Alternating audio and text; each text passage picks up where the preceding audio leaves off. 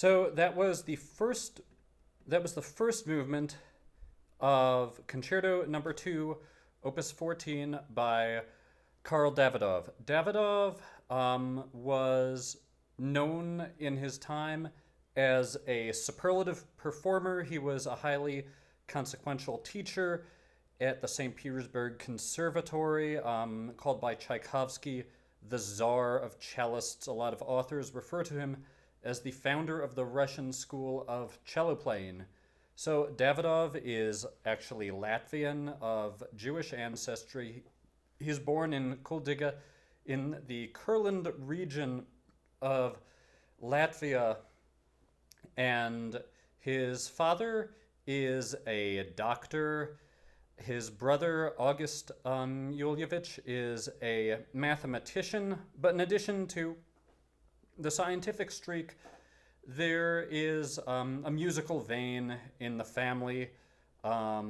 His father is a violinist. His sisters play piano, and they have musical soirees, and he's exposed to music making from a very early age. Now, we actually see the scientific streak pop up at other points in Davidov's life. Davidov publishes an article on the acoustic consequences of tuning a cello in fifths, and then he later in life serves on the board of the Bryansk Rail and Rolling plant, which makes railroad equipment. So clearly he wanted to keep his left brain, more positivistic sorts of faculties satisfied, along with the artistic side of his personality.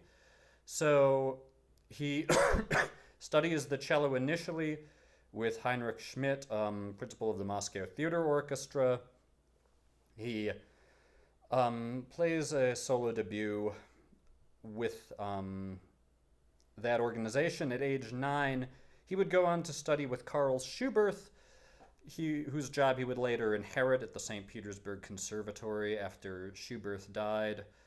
But possibly with some degree of parental pressure, he initially goes for a mathematics degree, Moscow University, and he gets that degree, but then decides that what he really wants to dedicate his life to is music making, and initially that takes the form of composition.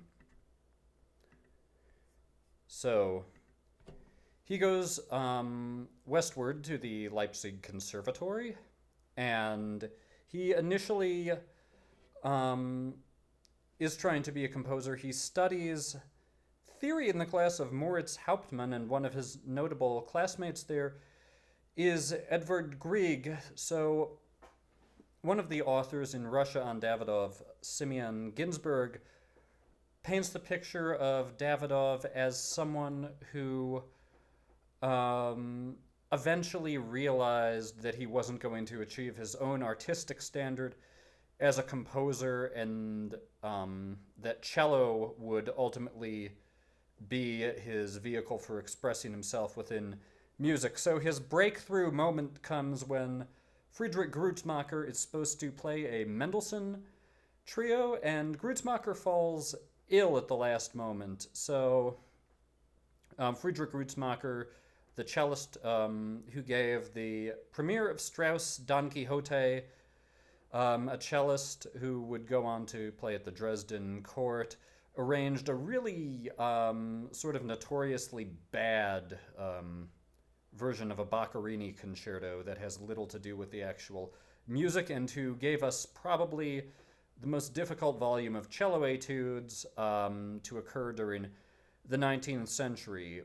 So this is a prestigious player that Davidov is stepping into the shoes of, and we find actually in the literature that Grützmacher himself would ask Davidov's advice at various points in his life. So he's shown to be a very fine player during this last-minute sub-gig for Grützmacher.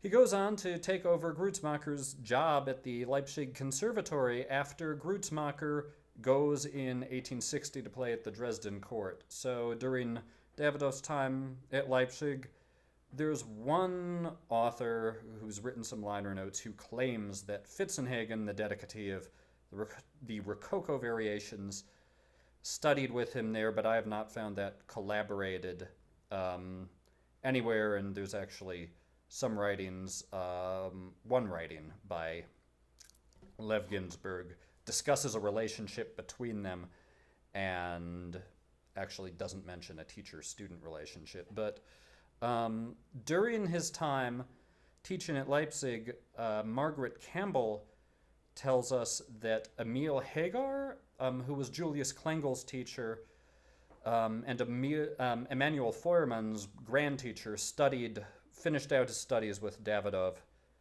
there, and there are some shared musical, mostly violinistic ideals between Davidov and Feuermann, so that's an interesting thing to note.